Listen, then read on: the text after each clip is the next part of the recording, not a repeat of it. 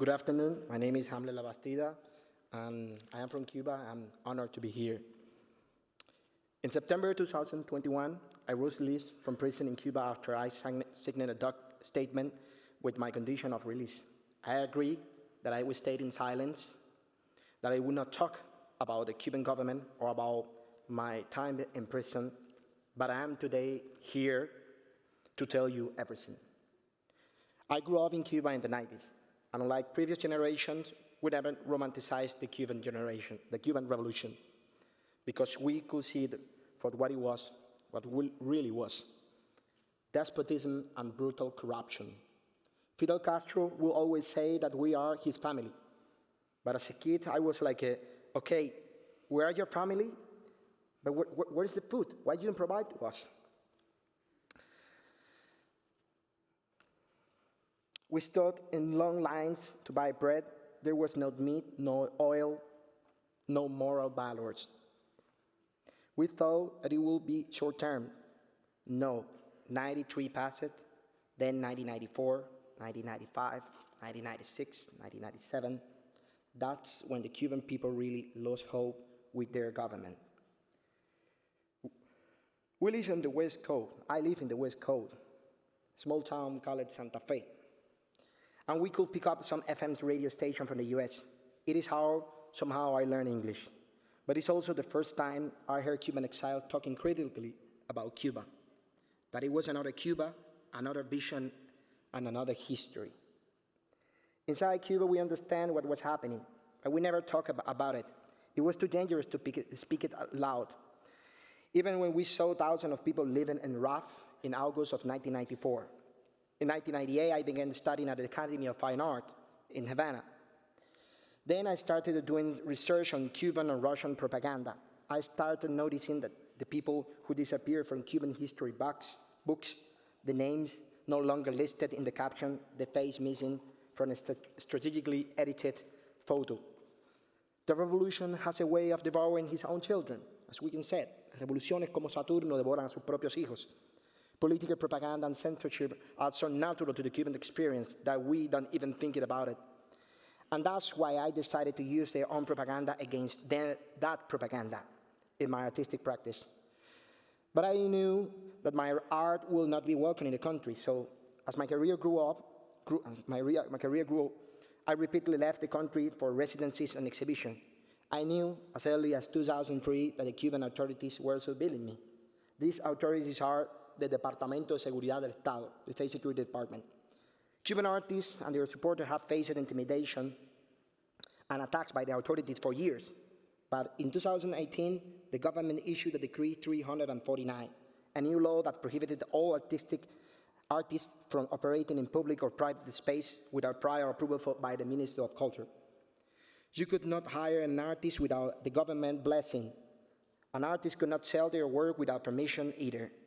In other words, they legalized censorship. More than that, they legalized cultural violence and repression. And we were going to stand for that.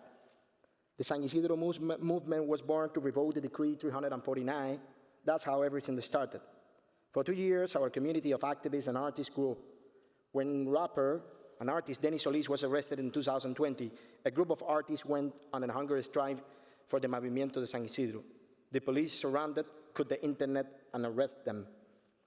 The next day, the 27N group was born, 27 of November, 27 de noviembre, demanding that the government and the cultural officials stop repression and censorship.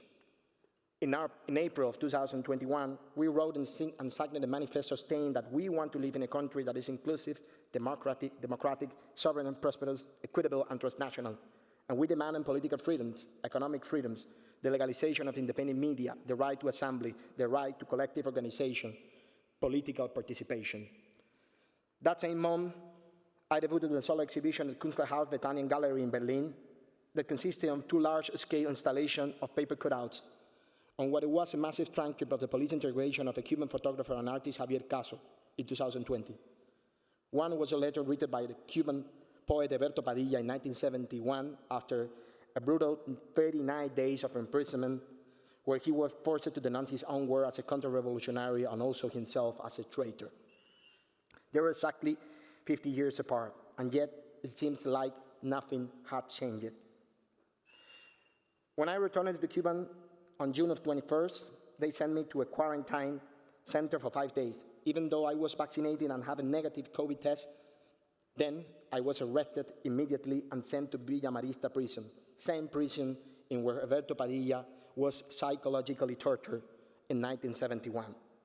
They accused me of instigating to commit a crime because an idea that I shared with the 27N group to stamp some currency with logo for San Isidro movement and 27N group. That idea never happened, but I was arrested just for thinking it and just for saying it. For the next few weeks, they interrogated me every single day. Then, on July 11, thousands of Cubans took to the streets to protest because they wanted freedom. It was the largest demonstration that Cuba had ever seen. After that day, we detained thousands of peaceful protesters and charged them with crimes like public disorder, terrorism, sabotage, contempt. Many of them end up in Villa Marista just like me. I saw them. I saw a 16-year-old boy, Yanquiel Perez. His name, until today, is not in any list. He is invisible. After the protesters started, my interrogation escalated. They escalated their threats, suggesting that I will be tried for instigation to a rebellion or sedition, which carry out 15 to 20 years prison sentence. After the first month, I started to think that I was moving to another prison, that I would never be released. Sometimes I think that I'm still there. When you are an artist, you develop a certain sensibility for sound, music, beauty, horror, and terror. Prison is the worst place for a person, and for an artist, it's even worse. They held me in a small prison cell with the three other inmates on the top of the floor of the state security headquarters. They never leave you alone because they knew that you could commit suicide. The lights were on the 24 hours a day. A TV in a hallway played Cuban television and propaganda all day long. I mean, you can listen to that TV.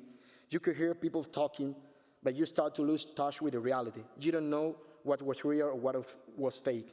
I saw and I heard other prisoners lose their minds too, screaming from other cells. They said something like, "Oficial, ¿dónde está mi amigo? Asesino, me quieren matar, pero no voy a decir nada. Yo no soy un chivato." I heard stuff like that. In interrogation, they tried to force me to confess, first saying that I was taking order from the U.S. State Department, then that I was being managed by secret agents in Poland, Germany, and Spain, and so on. I refused it. In September, I contracted COVID-19, and I was sent to the prison infirmary. They never notified my family about that, or any relative. Then I learned that the police wanted to make a deal with my then partner poet, Catherine Bisquet, for both of us to go to Europe in exile. Dozens of agents escorted us directly to the Jose Marti, kind of very weird VIP airport, without saying goodbye to our families. They agreed to extend my Cuban passport for 2 years, but with a warning. If you continue to criticize or antagonize the Cuban government and you try to return, Villa Marista will be waiting for you. Today, I live in Germany, and I continue to work for a democratic Cuba, and I believe that is more closer than you think. The reason that the government is acting so strong is that they know they are losing. That soon an independent tribunal will summon them. Until that day, I will never stop to talking about Cuba and raising awareness with my art. Today, Cuban society is in horror, but the government also is in panic. Thank you very much.